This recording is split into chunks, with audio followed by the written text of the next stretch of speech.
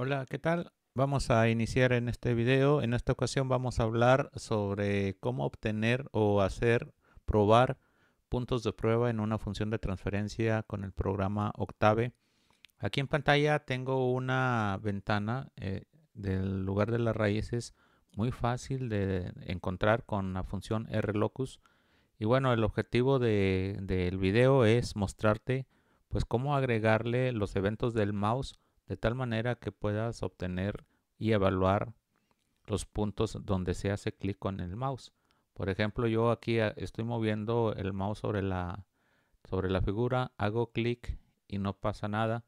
Pero si hago clic exactamente en la figura, por ejemplo aquí, fíjate del lado izquierdo detecta la ganancia y el polo donde se hace clic. Esto, por ejemplo, MATLAB lo tiene en forma automática.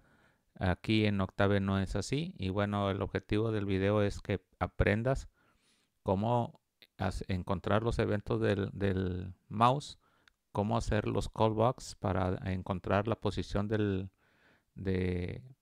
las coordenadas del mouse en la ventana y cómo hacer la evaluación de la función en esas coordenadas. ¿Qué es lo que tenemos aquí? Por ejemplo, acabo de hacer clic en el polo menos 2.27, casi la cero parte imaginaria. Voy a hacer esto un poquito más hacia la derecha. Y ganancia 0.08. Este es el ejemplo clásico de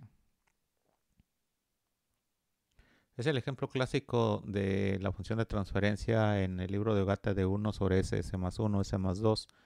Y en ese ejemplo, este es clásico, es muy común, o recordemos que la ganancia en el cruce por J omega pues es igual a 6.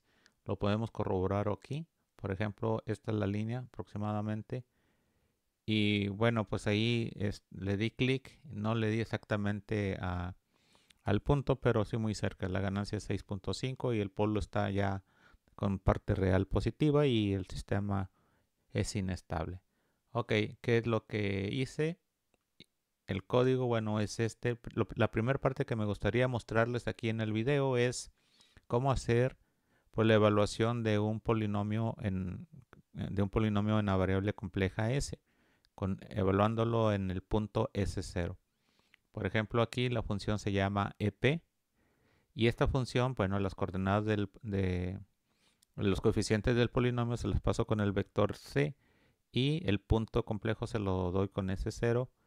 Y bueno, nada más obtengo la longitud del vector de coeficientes, la suma lo hago 0 y recorro todos los elementos de tal manera que pues el primer elemento de los coeficientes recordemos que es el que tiene la potencia mayor, 1 menos. Entonces si tengo por ejemplo tres coeficientes, un vector de 3 elementos, el polinomio es de grado 2. Por lo tanto, hay que restarle a la longitud que tengo aquí como L, le restamos el valor de K. En el caso de la primera iteración, K igual a 1, pues sería L menos 1. Y bueno, pues entonces tendremos C1 con la potencia del valor S0 a la L menos 1. C2 con la potencia de S0 con a la L menos 2. Y así sucesivamente. ¿Hasta cuándo? Pues hasta cuando la K sea igual a L, en este caso C0. O sea, el último coeficiente del vector es la constante. De esa manera se obtiene la suma de todos los elementos, la evaluación del polinomio, y esto lo puedo regresar entonces en esta variable que le llamé suma. Ok, la función que hace uso de esta función es esta que está aquí, que le llamé eg, y lo que toma como argumentos es la función de transferencia g y el punto S0, el punto en cuestión S0. Lo que hago es obtengo con la función get la propiedad num, que es el numerador de la función de transferencia, y lo que me regresa es una celda. Entonces entre llaves le coloco un 1 y me va a regresar el vector num. Y de la misma forma obtengo el denominador. Lo que hago es evalúo ese polinomio numerador aquí, llamo a la función que acabo de mostrarles y evalúo el otro polinomio, el denominador aquí abajo. De esa manera se encuentra, bueno, la relación entre los dos. es un número complejo y le llamo aquí GS0. Lo que hago a continuación, bueno, pues encuentro el arco tangente 2. Esto es, utilizo la parte imaginaria y la parte real por separado, la función, para determinar el ángulo o la fase pues, del número complejo GS o GS0. En este caso, bueno, pues aquí obtengo la parte imaginaria de GS0, la parte real de GS0. Y como lo que me regresa es un número en radianes, lo que hago es multiplicarlo por 180 grados y dividirlo entre pi. Y de esa manera se encuentra el argumento que aquí le llamo así arg en la línea 49. Lo que sigue a continuación es, bueno, pues el número complejo que se obtuvo en la 48GS0, pues simplemente con la función abs obtengo la magnitud. Y bueno, esos dos valores, el argumento y la magnitud, los saco en este orden. Bueno, primero la magnitud y luego el argumento. Lo asigno a la variable es res, que es la variable de salida de la función. Entonces, de esa manera yo estoy obteniendo la evaluación de la función de transferencia en el punto S0. Obtengo lo que es la magnitud y la fase. Entonces, después de esta función, lo que les puedo mostrar es esta otra parte. Vamos a hacer esto un poquito más para la derecha. La función se llama fn. Y bueno, lo que hago aquí es cargar el paquete de control. Obtengo la S como TF, la transformada de Laplace de la S. Y con esta S definida así, pues obtengo la función esta que es muy popular, 1 sobre S, S más 1, S más 2, que le llame aquí G. Y con esta función RLocus inmediatamente se obtiene, o muy fácilmente se obtiene la gráfica que acabamos de ver, ¿no? RLocus. Aquí lo interesante es, bueno, encontrar con una función callback los clics del mouse, encontrar las coordenadas, hacer la evaluación de la función y, bueno, determinar si pertenece o no al lugar de las raíces. Lo que hago aquí entonces es en la gráfica actual con set, con la función set. Bueno, le agrego en la característica window button down function, que es una función callback, le agrego la función button down y un argumento adicional a los argumentos necesarios para la llamada a esta función. ¿Cuáles son los argumentos necesarios? Pues son el handle de la fuente del evento y el evento en sí. Y bueno, g en la función pues es el argumento adicional que le estoy pasando aquí como segunda parte de lo que sería una especie de celda, ¿no? La celda como del segundo argumento de set. Entonces le paso una función, un handle de la función button down, que está definida aquí abajo en la línea 14, con el argumento adicional de la función de transferencia g.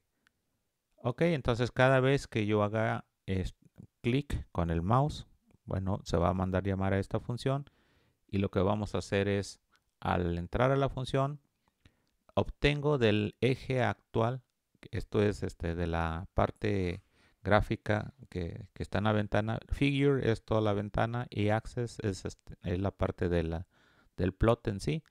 Bueno, de ese axis actual obtengo lo que es el punto actual, el current point, y ese punto, bueno, me va a regresar, me regresa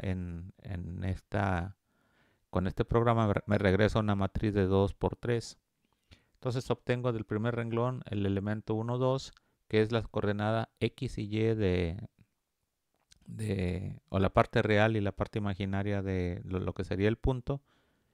Y bueno, pues el primer punto le llamo A, al segundo elemento del punto le llamo B, y pues formo el número complejo S0, ¿no? S0 es igual a A más B por I. Y aquí el detalle es de que, bueno, ese punto complejo yo lo quiero manipular, lo quiero arreglar en cadena.